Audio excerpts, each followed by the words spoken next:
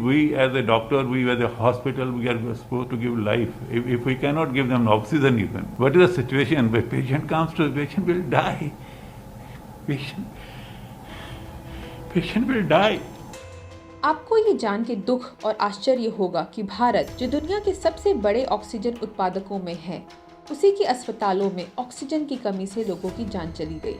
मेरी माँ को इन्होंने ऑक्सीजन नहीं दिया, तड़प तड़प के मर गई। रिकवर हो गई थी, अभी ऑक्सीजन नहीं था तो मर गई, तड़प तड़प के मर गई। हमने कहा ना कि ऑक्सीजन पर्याप्त मात्रा के अंदर पहले भी थी, अब तो और ज्यादा उसको सैंक्शन कर दिया गया। I request you, please send oxygen to us. We need oxygen for our patients. Bharat की प्रतिदिन 7,500 मीट्रिक टन ऑक्सीजन उत्पादन करने की क्षमता है, जबकि दूसरे लहर के चरम पर भी कुल मिलाकर देश के सारे अस्पतालों को प्रतिदिन 8,944 मीट्रिक टन ऑक्सीजन की जरूरत पड़ी।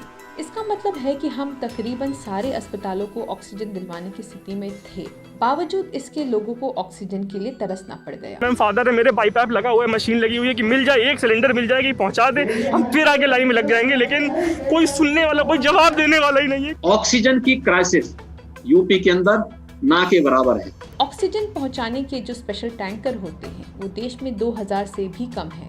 केंद्र सरकार को ये जानकारी थी और उन्हें ये भी मालूम था कि स्थिति गंभीर होने पर ऑक्सीजन की डिमांड बढ़ेगी। फिर भी पिछले 1 साल में इन ऑक्सीजन टैंकरों की व्यवस्था सरकार ने नहीं की।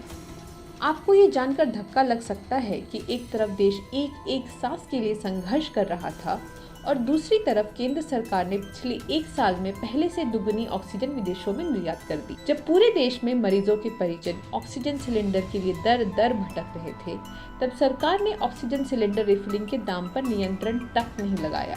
केंद्र सरकार को ऑक्सीजन उत्पादन के लिए 150 प्लांट्स के टेंडर आमंत्रित करने में 8 महीने लग गए। क्या यह उनकी लापरवाही नहीं है कि अब तक मात्र 33 प्लांट लगे हैं?